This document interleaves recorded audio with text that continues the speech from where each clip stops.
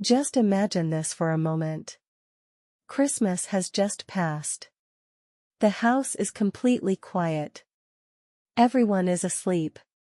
A wealthy, well-known family's 6-year-old little girl is found dead in the basement of her own home.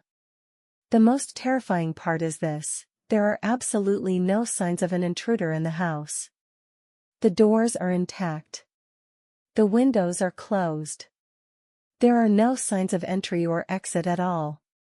And on the kitchen table lies a 3-page ransom note. I always think about this: if this was truly a kidnapping, why did the child never leave the house? And if this was a murder, why has the killer not been found even after 29 years? This is the JonBenét Ramsey case, one of the biggest and most mysterious crimes in American history. Today, we will analyze it in full, and at the end I will also share the latest updates.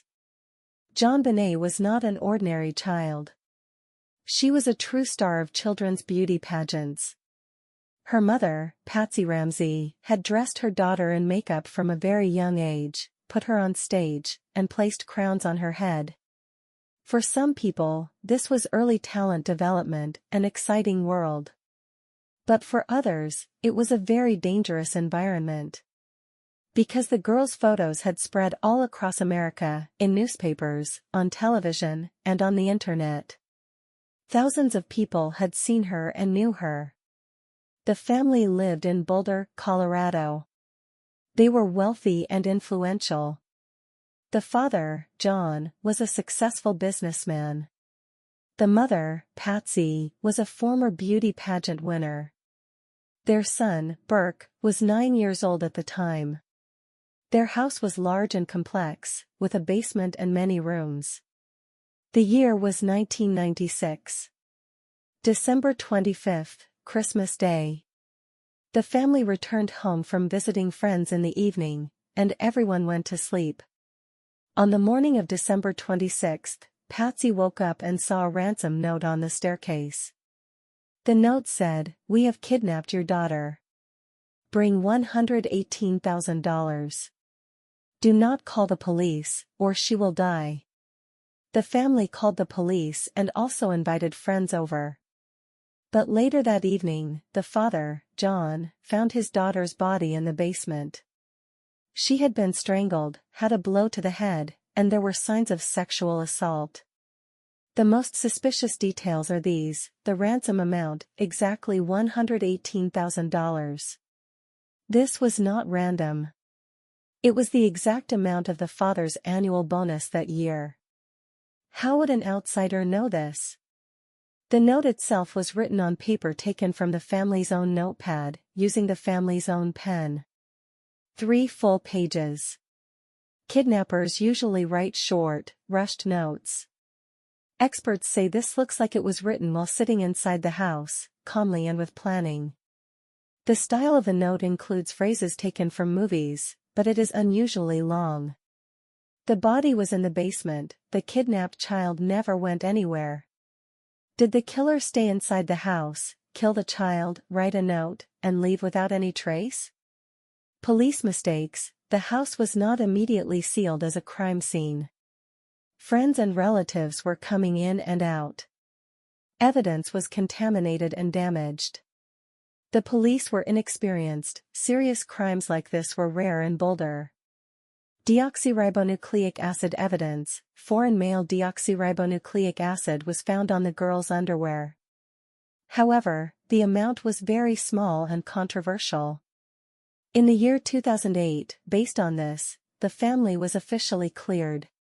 The 3 main theories are: an outside intruder, a wealthy family, a famous child. There was motive. Money or pedophilia could be factors. Some investigators, for example Lou Smith, believed the intruder entered through a window. But the counterarguments are strong: there are no clear signs of entry or exit, and how would the intruder know about the bonus amount? Someone from within the family. For many years, police suspected this scenario.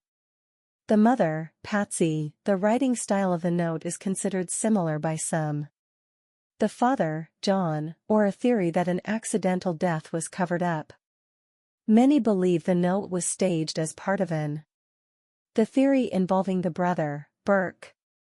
The idea that a 9-year-old child accidentally struck her, and the parents covered it up.